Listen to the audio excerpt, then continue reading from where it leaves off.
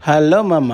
పొద్దున్నే బయలుదేరిపోయి అరసవేలు దర్శనానికని బయలుదేరిపోయి వద్దురా తెల్లారి ఎర్లీగా బయలుదేరి 6కో 7కో బయలుదేరందిరా అంటే మా వాళ్ళు ఊరుకోకుండా మధ్యాహ్నం రాత్రి 12 గంటలు లేపి బయలుదేరిపించి దర్శనానికి తీసుకొచ్చారు. పోనీలే కదా తీసుకొచ్చారు కదా అనుకుంటే తీసుకొచ్చిన వాళ్ళు ఏమైనా కుదురుకున్నారా? మొత్తం కెచ్చలు చేసుకుంటూ ఇదంతా గోల చేసుకుంటూ వచ్చారు. సర్లే కదా, నాకు ఒక సూర్యనారాయణ స్వామి విగ్రహం కనిపించింది. అక్కడ నేను ఫోటోలు తీసుకుంటుంటే వెనక ముందు చూడకుండా మా వాళ్ళు ఏకంగా పరుగులు తీసేశారు. ఎందుకురా పరుగులు, ఖాళీగానే ఉంది కదా, దర్శనం తొందరగా అవుతుంది కదా అంటే, నీకు తెలియదురా బాబు, 12 గంటలకు వచ్చామంటే తొందరగా వెళ్ళిపోయి ఇంటికి పడుకోవచ్చా అని అనుకున్నాడు.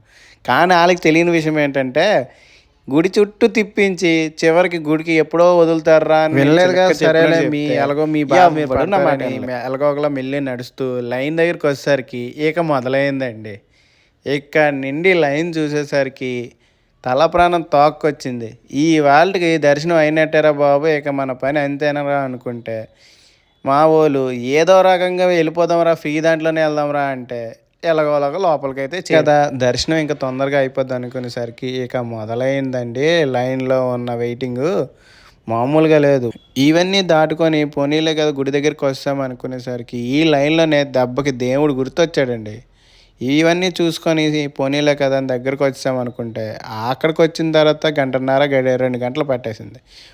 పోనీలే కదా ఎలాగోలా లైన్ కదులుతుంది మెల్లగా అది అనేసరికి అటు తిరిగి ఇటు తిరిగి ఫ్రీ దర్శనం, 100 రూపాయల దర్శనం అన్నీ కూడా ఒక దగ్గరే కలిపాడు.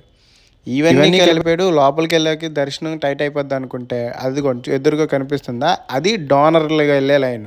అక్కడికి వెళ్ళేసరికి అమ్మయ్య అనుకున్నాం. ఇప్పుడు మన గర్భగుడికి వచ్చేసరికి ఎంట్రన్స్లోకి వచ్చేసరికి కొంచెం ఫ్రీగానే అనిపించింది. ఇక ఫోటోలు వీడియోలు తీయని మా ఓడు ఒకటే సతాయిస్తే ఫోన్ పట్టుకొని ఫోటోలు తీయడం మొదలెట్టాం. ఈలోపు ఎవరో ఒక ఆవిడ వచ్చి ఫోన్లు దించాలి లేకపోతే లాక్కుంటామని చెప్పేసరికి దెబ్బకి ఫోన్ తీసి జోబులో పెట్టేసాం. మనం కుదురుకుంటామా? అస్సలు. ఒకరిని చూసి ఇంకొన్ని తయారైనట్టు, అదే పులిని చూసి నక్క వాతలు పెట్టుకున్నట్టు ఒకడు ఫోన్ తీసాడని అందరూ ఫోన్ తీసి ఇంకా రికార్డింగు ఫోటోలు తీయడం మొదలెట్టు. అలా తీసుకొని కొన్ని ఫోటోలు కొన్ని వీడియోలు తీసుకొని ఇంచుమించు దగ్గరికి గర్భగుడి దగ్గరికి వచ్చేసాం కదా అని చెప్పి ఇంకా సైలెంట్గా ఫోన్ తీసి జోబులో పెట్టి దర్శనం చేసుకొని మెల్లగా ఎలాగోలాగా బయటికి చేరిపోయాం. బయటకు వచ్చాము. ఇక క్రౌడ్ చూస్తే విపరీతంగా పెరిగిపోయి ఉన్నారు. 500 టికెట్లు, 300 టికెట్లు, 100 రూపాయల టికెట్లకి దారి లేకుండా ఫుల్గా మూసేసి మాకు బయటకు వచ్చే వాళ్ళకి కూడా తోవ లేకుండా ఫుల్గా తొక్కిసలాటలాగా జరిగింది.